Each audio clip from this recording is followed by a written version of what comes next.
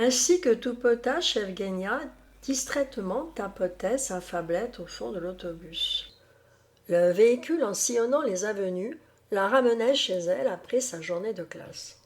Par la vitre, ici, là-bas, sur les trottoirs, la voie, dans chaque automobile ou magasin, bar, agence ou restaurant, l'on pouvait surprendre un citadin, l'œil fixant un appareil connecté. L'un communiquait par message SMS, MMS vocalement. L'autre évaluait par GPS un itinéraire. L'autre encore, d'un clic, payait un achat. La ville entière apparaissait conditionnée par cet objet, mirail plus fabuleux que la tribu d'Aladin, sa lampe exaucant tous les désirs. Tel Proté polyvalent, tour à tour il devenait téléphone ou chéquier, pièce identitaire ou bancaire, agenda, répertoire annuaire ou calepin, torche et calculette ou scrutateur choroïdien, grimoire ou miroir, lecteur audio ou vidéo, livre ou mémento, chronomètre ou podomètre, encyclopédie, photographieur, boussole. Rien, semblait-il aujourd'hui, n'aurait pu freiner l'envahissement par ces médias conquérants. Leur puissance infinie signait modernité, progrès, consécration, de la jeunesse irrésistiblement dynamique. Les humains, depuis cet avènement, s'étaient libérés de l'ordinateur encombrant, ce lourd mastodonte. Le mobile ainsi représentait la finesse éliminant l'obésité, la souplesse éradiquant la rigidité, la petitesse écrasant l'énormité. C'était le futur balayant le passé. Evgenia consultait sa messagerie. C'est alors qu'un bandeau l'apostropha. Profitez bien de vos adulés portables. Tous bientôt seront démodés, l'ordiphone autant que bracelets connectés, montres ou lunettes.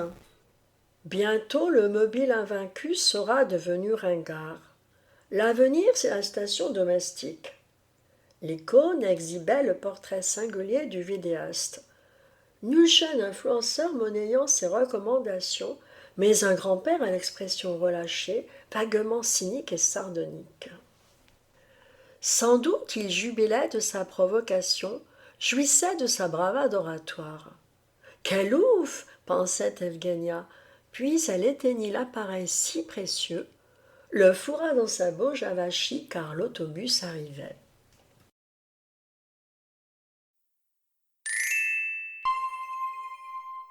Sitôt que la collégienne eut regagné son logis, de sa bauge irrésistiblement elle extirpa son portable. C'est alors qu'elle écouta la vidéo si bizarre. L'aïeul se profila sur l'écran plat. Quoiqu'il arborât son ébouriffée perruque aux cheveux roux, qu'il se fût habillé d'un surpolo magenta criard, ses mains tremblotant, son port chancelant et sa voix chevrotant, sans peine identifiait un grand âge. Signe accusé de ce décalage, il triturait, manie de lycéenne aujourd'hui, le pendillant tourlé de sa manche excessivement longue. Son visage apparaissait botoxé, déformé par opération de lissage et d'éridage. Ses lipoaspirations, blépharoplastie, plutôt que le rajeunir, l'avaient amoché. L'essentiel était pour lui de camoufler sa vieillesse avancée, fût-ce en occasionnant un surcroît de laideur. Sa lèvre inférieure, enflée, vultueuse, atrocement turgescente, appendait. Chacun de ses mouvements semblait devoir la détacher du menton. Comiquement, sa congestion malaire oscillait au soubresaut de sa mandibule. Sans même en éprouver d'embarras, fier, il exhibait ce ravalement destructeur. N'était-ce un attrait supplémentaire à sa verve oratoire? Son teint blafard ne permettait qu'on le considérât, lui rabat-joie, comme un joyeux drille à la trogne écarlate. Moins encore on l'eût cru baroudeur aller sous le soleil tropical. Sa vue demeurait floue malgré le recours de lentilles et d'implants. C'est ainsi qu'au lieu d'humain près de lui, son regard discernait brumeux, fumeux ectoplasme. Dans le déni de ce défaut, jamais il n'eût voulu s'affubler de lunettes. L'usage avoué de cet objet l'aurait humilié, signant sa décrépitude.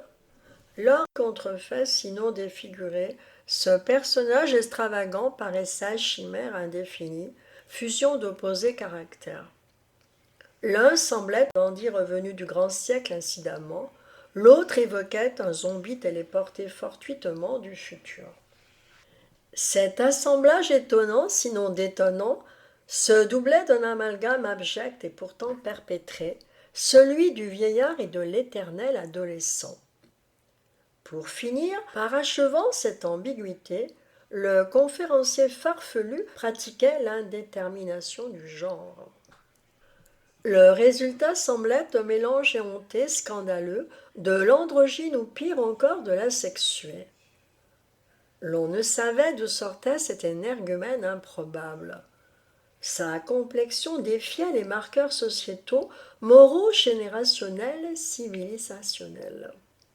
Crânement, il s'affirmait comme un visionnaire inspiré. N'aurait-il pas, dû considérant son âge et son état, vouer modestement sa dévotion nostalgique à l'ancien temps? Arborant un air d'ufologue azimuté, le grand-père apostrophait son auditoire ébahi. Tel Bouddha par la révélation frappé devant rishis et gourous, c'est ainsi qu'il posait des questions incongrues, formulait des propos inattendus.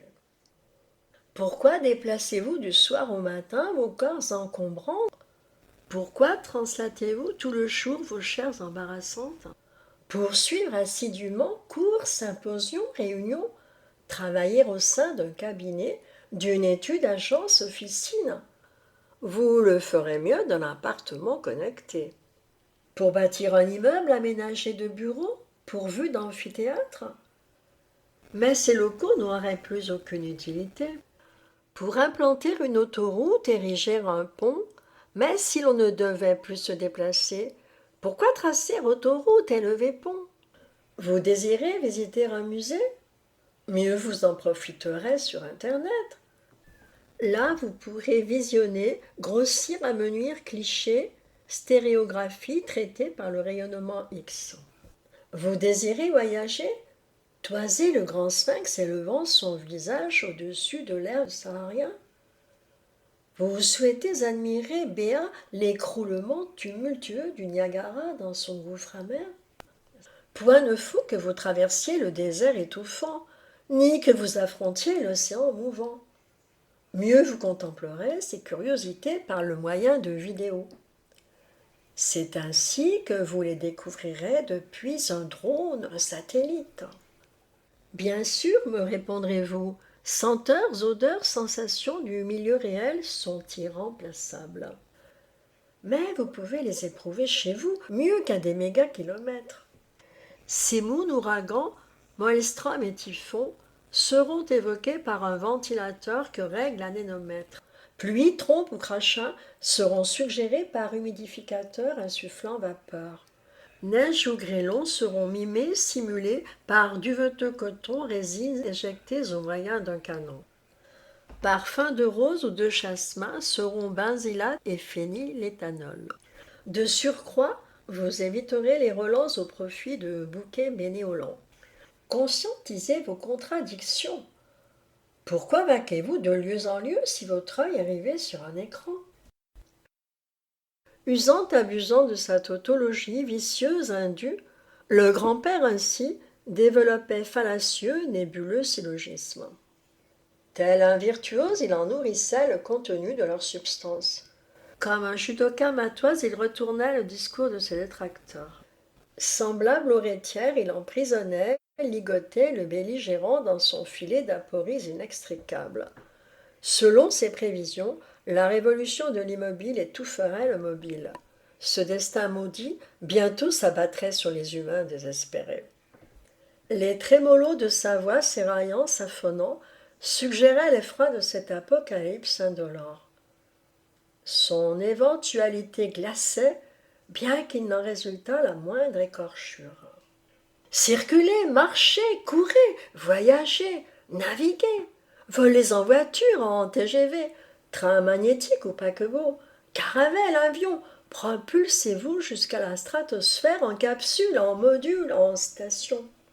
Montez, montez, montez encore, un temps viendra. lointain mais cependant proche, où vous n'aurez ni pieds, ni mains, ni bras, ni jambes. Vous serez un algorithme enfermé dans un ordinateur quantique. Pourtant, vous pourrez voyager loin, loin, sans que ne vous déplace aucun membre. Vous pourrez voir, contempler, sans que nul œil ne vous transmette aucune image. Vous parlerez sans qu'un larynx n'émette un son. Tel un devin, n'avait-il entrevu le démiurge en son antre obscur? L'ordinateur quantique un jour ne deviendrait-il Palladion, la toison d'or, vérité cardinale absolue, Graal microcosme et condensation du grand tout, le prime alpha, le fatal oméga de la création, le sort final du réel? C'est ainsi que la divinité parachèverait son œuvre. Tel un trou noir galactique élimine un soleil défunt, dans sa gueule immonde il avalerait la matière. De cette ingestion résulteraient les octets, virtuelles émanations, manie marcessible épurée du cosmos. Le grand-père exalté vociférait, tonitruait, s'étranglait, s'étouffait. L'on eût dit qu'il voulut, déclamant sa tirade en poulet, condamner les humains par sa prospective anathème. Son iris fuligineux pourtant nous envoyait la foudre. Nul vif éclair n'eût pu jaillir de sa pupille éteinte. Son expression blasée, goguenarde équivoque, intriguait l'auditeur. Cette emphase affectée, manifestement, n'était qu'empreinte amphibolique ambiguë de second degré. Sa cauchemardesque évocation paraissait le réjouir, l'épanouir. La déchéance avancée de la pauvre humanité l'égayait, l'ébaudissait. L'effondrement dans la spirale involutive ainsi le grisait, le divertissait. Paradoxalement, cet avilissant destin pour lui représentait le supérieur degré de perfection, le paradis entrevu par les mystagogues. Cependant, ce qui plus encore l'enchantait, c'était son pouvoir de scandaliser la caste imbue des progressistes. Levant les bras en conclusif défi de sa tirade enflammée, le grand-père alors déclama « Bientôt je n'habiterai plus cet univers moribond. Mais tandis que je côtoierai le Seigneur environné de séraphins, vous reviendra le souvenir d'un certain aïeul prédisant l'avenir. » Son religieux transport, son eschatologique allusion, naturellement, n'était que mascarade ironie d'un athée convaincu. Evgenia demeurait un aporétique. Pouvait-on concevoir des connexions du réel aussi disruptives? C'est alors qu'un frisson la parcourut. Que deviendraient ces longs cheveux blonds transformés en algorithmes? Coquetterie féminine ou bien humour détaché? Sinon philosophique interrogation. Pouvait-elle imaginer que sa chair fût contenue dans un ordinateur? Ce destin lui parut plus affreux, plus cruel que celui de la Méliade enfermée dans son frêne. Que seraient alors devenus ses bras, ses mains, son visage et ses beaux yeux peints? Cependant ses bras, ses mains, son visage et ses beaux yeux peints signaient son identité, son ipséité. Pouvait-elle envisager que fût anéantie sa matérialité?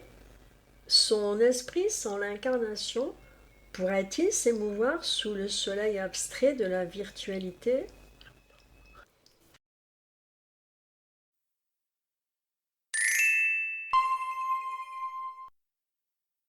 Evgenia, jusqu'à souper, n'y pensa plus. Cependant, lors du journal télévisé, comme un diablotin hors de sa boîte, à nouveau surgit l'odieux grand-père.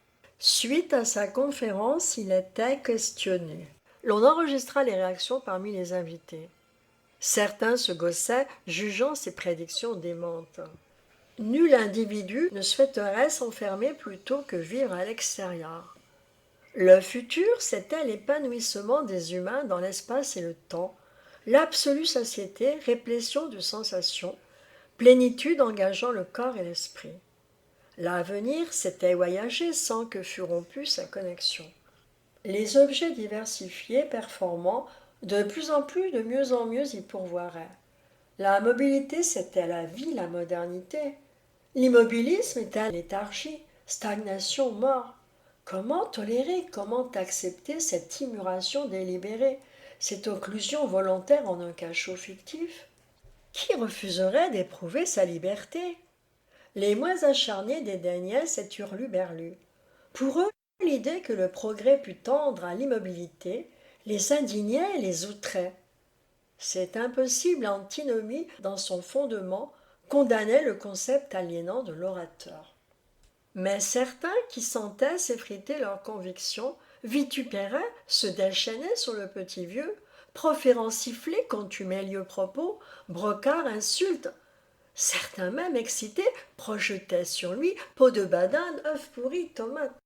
Sous l'immonde avalanche, il se rengorgeait, triomphant. N'est-il pas dégradant, honteux, proclamaient tous ces conservateurs aigris, d'occuper son temps in extenso devant un écran chez soi, de jouir en visionnant les fallacieux reflets d'objets réels? C'était pur simulacre et mensonge intolérable. C'était vivre une imposture. L'ersatz, l'imitation ne remplacerait jamais l'authenticité. Le télescopage imprévu de ces réactions valait son pesant. Les partisans de la technophilie rageaient. Ne se voyaient-ils amalgamer suprême offense à d'arriérés technophobes? Le grand-père adolescent paradait comme un torero. Sa rhétorique assertive exaspérait, scandalisait, encolérait. De sa banderie argumentaire, il excitait ses contradicteurs. C'est ainsi qu'il s'annihilait dans le marais de la dialectique arène.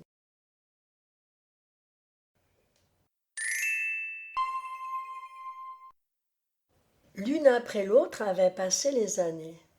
La potache, hier enfant, s'était muée ce jour en nubile étudiante, comme autrefois sans doute elle usait de son portable. Cet objet satisfaisait encore tous ses vœux, pourtant le magique ustensile était supplanté par un dangereux concurrent. La fille aux blonds cheveux devait se l'avouer, son existence avait bien changé depuis le collège. Le programme exigeait cet après-midi la présence au cours de psychologie cognitive. Cependant, plutôt que d'agripper sa bauge avachie, rejoindre l'amphithéâtre éloigné, la fille au sein de la villa se dirigea vers la vidéosphère. C'était l'espace obligé, primordial, essentiel, où tous gravitaient, lieu miraculeux de la virtualité, caverne emplie de fabuleux trésors. L'étudiante au profil de cet insigne endroit bien souvent délaissait le portatif ordiphone. Les inconditionnels du mobile évincé désormais n'étaient plus que ringards soumis à leur ancienne usance. Lors un souvenir oublié ressurgit en son esprit. Le Dieu grand-père, n'avait-il pas raison? Là-dessus, la jouvencelle intégra la vidéosphère. Le monolithique élément se trouvait percé par une ouverture unique. L'intérieur au maximum dépouillé présentait simplement un reposoir exigu, rompant la périphérie curviligne. Le siège, un sofa commun, constituait le seul confortable ameublement. L'ensemble apparaissait uniformément blanc, désespérément blafard. L'animation qui succéderait s'opposait à ce dénuement spartiate. La grisaille engendrerait luminosité, silence éclaterait en son, l'exiguïté s'élargirait en vastitude. La paroi, tel écran pixelisé, diffuserait le rayonnement des images. Devant le reposoir, le système assurait fonction de caméscope. Lentille et prisme intégrés dans chaque élément dioptrique entraînaient réflexion, réfraction, diffraction, filtrage. L'ensemble ainsi créait l'ambiance appropriée, perfectissime et sublimissime. Depuis longtemps prospéraient ces terminaux, mais ils ne concernaient qu'administratifs centraux. Ce concept, en s'améliorant, s'était largement démocratisé. Le film, autrefois discontinu, se figeant en flux saccadé, n'était plus que remembrance éloignée. Le visionnement de qualité supérieure uni s'avérait maintenant fluide et fidèle. Détectant la présence immédiatement, le photorécepteur activa le système. Le revêtement gris fut remplacé par un enduit lumineux. L'enseignant se dessina, drapé de grège à la mode universitaire. Comme Evgenia, les étudiants réunis se trouvaient disposés devant un pupitre. Comme elle, aucun n'avait quitté son foyer. Reconnaissant une amie chinoise, Evgenia, d'un geste avenant, la salua. Les participants résidaient sur divers continents, de Pétersbourg à Milan, de Grenade à Varsovie, de Paris à Pékin, de Birmingham à Perse. L'enseignant débuta la réunion. Pour chacun, les propos selon sa langue apparaissaient dans un phylactère.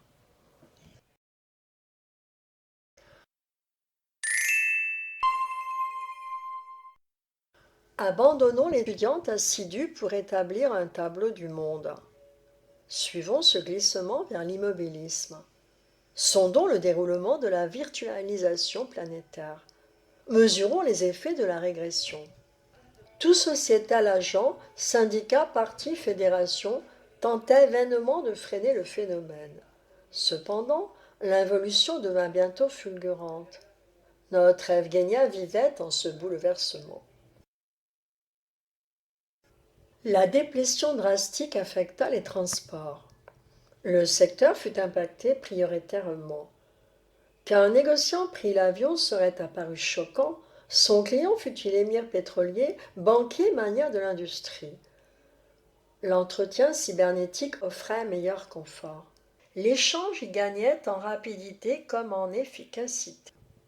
L'imagerie fidèlement ou bien perfidement reconstituait le message émis par chaque humeur.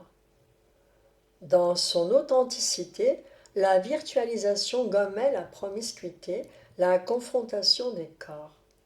Feinte ou franche ainsi, la communication par cette épuration devenait plus amène. Ce rapport était jugé supérieurement bienséant, noble, idoinement aseptique et suprêmement poli. Quel irrespect de présenter son faciès ravagé par les ans, meurtri par les épreuves. Le rapprochement physique en sa brutalité, pour tous eût paru malséant. Ce fut la mœurs d'un ostrogoth, d'un néandertalien. Quelle indécence! Rapidement, la relation professionnelle évolua vers l'entretien vidéo. Cet aménagement semblait moins intrusif, plus respectueux, sans mentionner l'évident gain de productivité. Par effet des multiplicateurs, l'économie s'effritait, s'étiolait. C'était l'objectivation de l'argument formulé par le grand-père. Défaut d'opérations, transactions, donc plus de bureaux à construire, équiper, meubler, maintenir.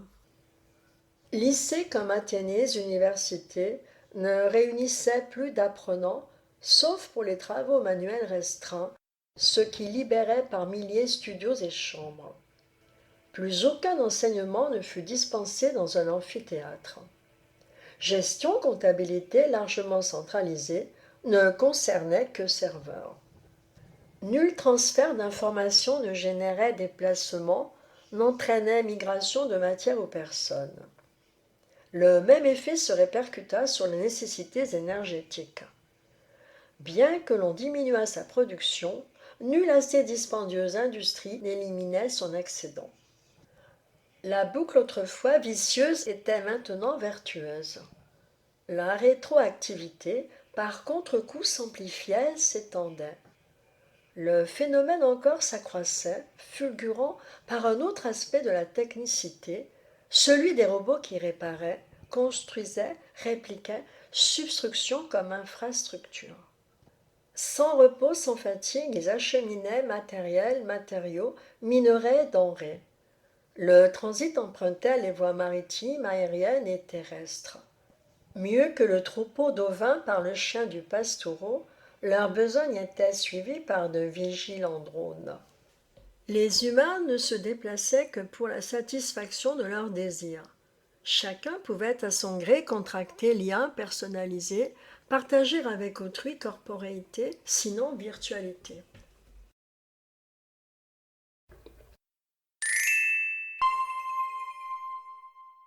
Mais revenons à la chère étudiante. Le cours de psychologie s'achevait. De son pensum libéré, la fille ainsi put quitter l'habitacle. C'était l'occasion choisie de s'offrir un moment récréatif agréable. Dans le séjour, elle écala des noix, puis grignota les cerneaux. Excepté la vidéosphère, ici, rien ne semblait changer depuis 2 générations. Pourtant, nul objet n'échappait à la connexion, tel un esclave attaché par sa chaîne invisible. Partout sur les murs nus, le tableau permanent désuet et démodé s'effaçait devant le vidéocadre au fluctuant contenu. Tout subjectile était couvert de pixels remplaçant peinture enduite. Les robots effectuaient l'entretien journalier, cependant l'engouement pour le rétro s'imposait.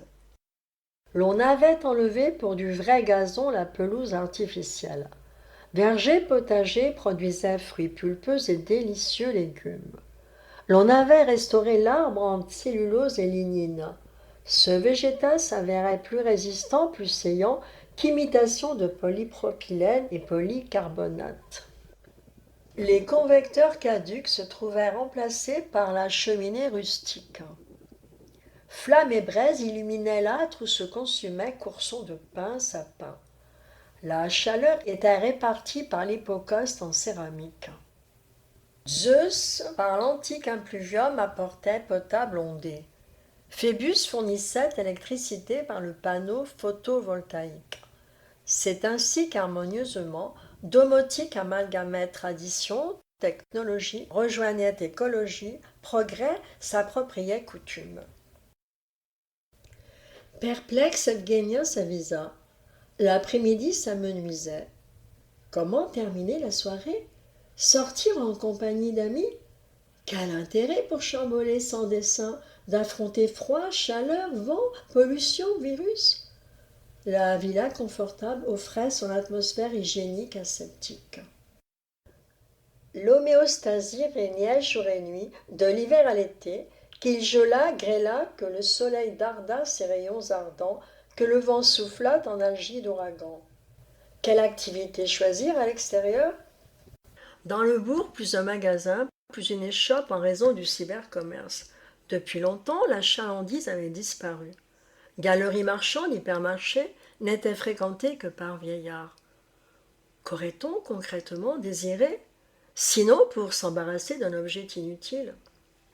Pourquoi posséder bibelots, peintures, ameublements, si l'on pouvait magiquement les créer, les effacer, les substituer, les moduler par un jeu de rayonnement dès qu'on s'en lassait? Des imageries par faisceau laser commençaient même à se répandre. Les objets n'apparaissaient-ils virtuellement plus beaux, plus attractifs, plus harmonieux que dans leur matérialité sordide? Evgenia s'interrogeait.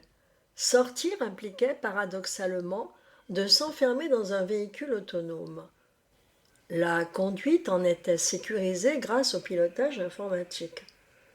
Cependant, l'ennui de ce déplacement la décourageait.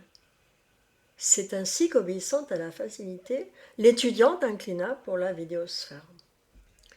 Le studio local précédent se métamorphosa l'instant même en lieu de villégiature. Le système avait mué l'austère environnement en plage agréable. Des cocotiers avaient surgi, s'éployant langoureusement sur un lagon saphiraire. La vague océane en léger clapotis s'étalait sur le sable émollient. Se déshabillant, la fille adopta la tenue de prima Pandora. Quand Evgenia s'allongea sur le reposoir, un clignotant s'alluma. C'était l'amie pékinoise. Bientôt s'établit un échange animé. Pourtant, chacune insouciamment communiquait dans son maternel idiome. L'ordinateur, sans délai, traduisait tout langage. Si jadis l'informatique eût existé, jamais Babel ne se fût détruite. Chacune, évidemment, n'aurait pu se mouvoir si loin, ni si bien maîtriser un étranger dialecte. L'amie semblait désincarnée, puis réincarnée par magie. L'asiatique apparaissait pure et séduisante éminemment. Son avatar iconique évoquait un rêve éthéré. Lin Yao, selon son officielle appellation, dans l'échange introduisit une autre amie. Naturellement, il s'agissait d'une image empruntée. Pareillement, Evgenia se présentait par un tel substitut. Bien qu'elle eût de son physique avantageuse opinion, l'étudiante en avait amélioré l'aspect. C'est ainsi qu'elle avait allongé ses cheveux, gommé sa fossette au menton, pigmenté sa lèvre, amoindri la rougeur de sa pommette. Les trois amies pouvaient chacune évoquer la perfection divine. Depuis les cieux descendus, l'on eût cru voir un délicieux concert d'angelette. Cependant, sous le minois féminin se cachait possiblement un viril éphèbe. Telle adolescente aux longs cheveux pouvait masquer un vieillard chenu. L'intention de fausseté, néanmoins, n'entachait leur recours à ces métassomatoses. Tout moyen qui pût hausser l'harmonie se trouvait justifié, réalisé. La création redevenait un Éden.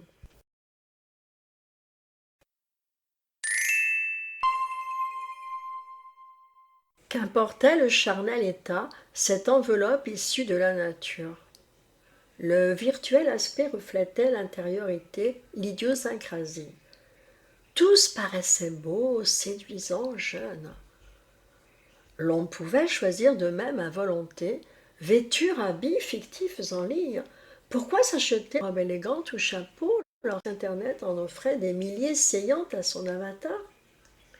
Pareillement, pourquoi se farder en blush et mascara? Pour le profit d'immatériels octets, sans rémission, disparut l'industrie cosmétique et vestimentaire. Comparablement déclina la chirurgie corporelle esthétique. Le progrès dans sa marche avait périmé ce qu'il avait créé. Plus sûrement que l'artisanale activité, le modernisme exacerbé se phagocytait, se détruisait en s'enfantant. La virtuelle apparence abolissait la matière. L'authenticité, marqueur du goût raffiné, pourrait-elle éviter cet engloutissement cannibalistique? Du moins, c'était le discours tenu par les technophobes. Réunis en associations, confédérations, communautés, sans trêve, ils s'opposaient à l'involution, défendaient farouchement la survie du monde ancien. Néanmoins, sa réalité s'évanouissait fatalement, inexorablement, tel au vernal rayon la neige himalayenne. Fondamentalement, tout cela n'était pas nouveau. Sur les forums, depuis longtemps, se multipliaient biographies trafiquées, photos frelatées, identités maquillées, cryptonymes. Krishna lui-même en fut jaloux. Mais au-delà du perfectionnement, c'est le fondement des mœurs qui se modifiait. L'activité relationnelle aujourd'hui n'était plus vécue ni considérée comme illusion, tromperie, mais comme exigence éthique. Les avatars gommaient anomalie de la nature. L'abomination du vieillissement n'était plus que souvenir. La fiction devenait fontaine intarie, pour tous prodiguant son élixir de jouvence. La génétique imperfection, de même éradiquée, disparaissait. L'on avait renversé les valeurs du réel et de l'apparence. Le premier ainsi devenait fausse identité, contingence imposée par la naissance arbitrairement. La deuxième, authentiquement choisie, fut la seule utilisée. L'avatar acquis statut juridique officiel patent, reconnu par l'administration républicaine. Les citoyens devaient le déposer, puis l'actualiser régulièrement.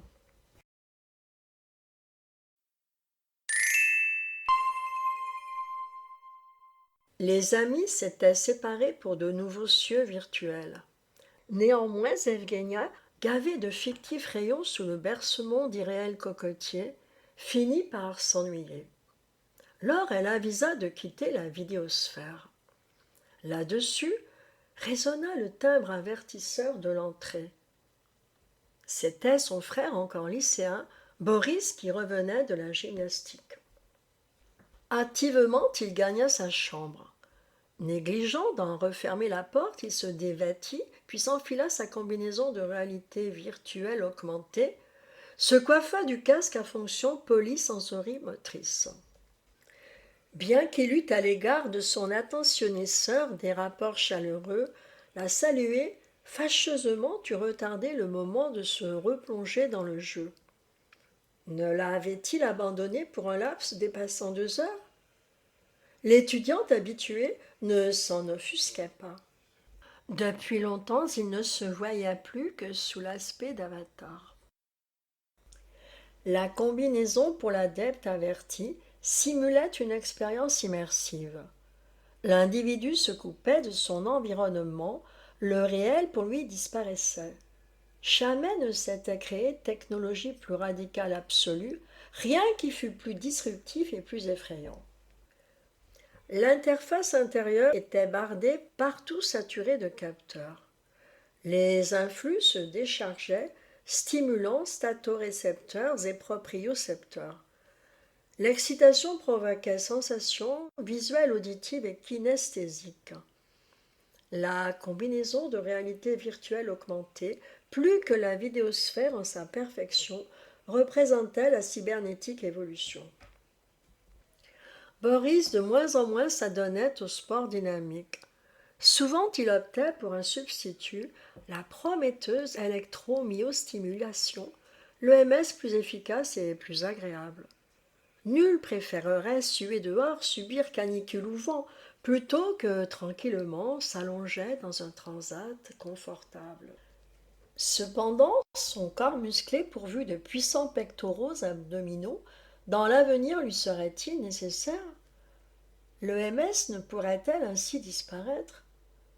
Pareil au serpent mordant sa queue, le modernisme annihilait ses créations. Boris passait donc son temps libre affublé d'un casque.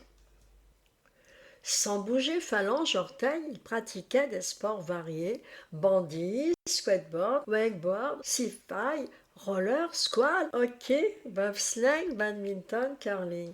Virtuellement, il pilotait sa Porsche ou sa Ferrari, s'éclatait sur le macadam prestigieux d'Estoril et Monza, quoiqu'il fût irréel.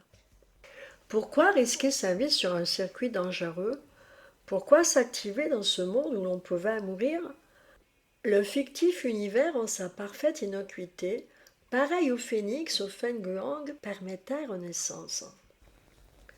Par l'ouverture, Evgenia suivait l'épisode. Boris, inerte au milieu du lit, semblait un cadavre. Ne serait-il cosmonaute égaré dans son étroit scaphandre? Plutôt ne pourrait-il être ainsi figé, fossile, épigénisé? Ne serait-il aussi la chrysalide enfermant sa nymphe? L'esprit d'Evgenia concevait encore 1000 images. C'était le gisant marmoréen pétrifié dans sa chair au fond de l'enfer. C'était la momie prisonnière en ses bandelettes. Ces visions la perturbaient au point qu'elle en fut glacée. N'était-ce un dévoilement, le morbide envers de la virtualisation, rêve illusoire et dangereux? Cet obscène état se trouvait si loin du paladin, le beau chevalier que Boris avait choisi comme avatar. C'est alors qu'il se leva, s'agita violemment, projetant ses bras contre un invisible ennemi, hurlant vers le mur d'insensés propos. Qu'il était comique! Dans son fictif monde, il se débattait si bien qu'Evgenia, loin de s'en lamenter, s'émerveilla. Pour interner ce fou, l'on eut jadis convoqué d'urgence une ambulance. Puis soudain, l'adolescente à nouveau s'affala. Totalement immobile en travers de son drap, suaire ou bien linceul étalé sur le matelas, catafalque indigent. Son esprit disparaissait-il par le tunnel d'un multivers?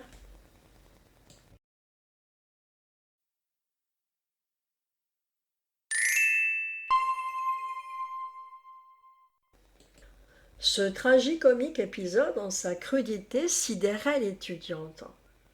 N'était-ce une allégorie de nos destins pitoyables? Pourtant, qui parmi les contemporains quitterait l'univers fictif merveilleux pour celui dangereux de la réalité? C'était folie pure.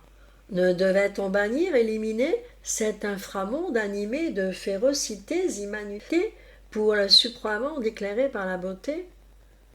Ne vivons-nous en un puits ténébreux parmi de falots reflets? Reclus, nous ignorons qu'aux cieux flamboie le soleil de l'essence. La matérialité constitue l'horreur odieuse à tous. Nous devons l'abolir. Dans un futur lointain, les avatars lumineux triompheront sur les écrans pixelisés. Mais pendant ce temps, que deviendraient ces corps dégénérés en hideux amas de chair? Le grand-père avait fourni la réponse. L'âme uniquement importait, contenue dans les circonvolutions de l'encéphale. Dès lors, il suffisait de le remplacer, concevoir son équivalent programmé sur un ordinateur quantique. L'autre option consisterait à le séparer, puis le greffer sur la structure informatique. La différence impliquait le mécanisme et le substrat. Les trains successifs d'octets suivaient la fibre optique. L'axone était parcouru par la dépolarisation.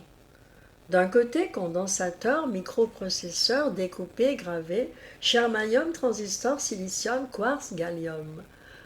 De l'autre, assemblage en tissu neuronal, microglies, dendrocytes et névroglies. D'un côté, jonction PN et branchement, bornier, soudure, électrique, impulsion. De l'autre, à l'opposé, la synapse et le médiateur chimique. D'un côté, conduction, longitudinal, déplacement électronique. Migration de l'autre et potentiel d'action, mouvement transversal cationique. D'un côté, connectique USB, SATA, light PIC.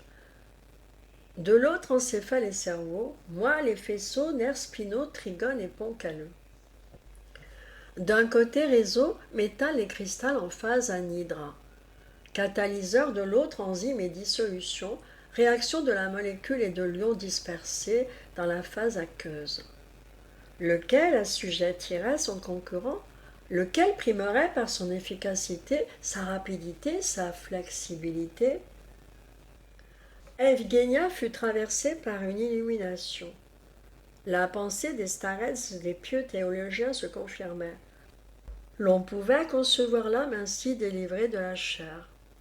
La vérité philosophale était le code informatique. La résurrection miraculeuse était la virtualisation. Le démiurge existait. Le grand-père, en sa conférence autrefois, ne l'avait-il affirmé?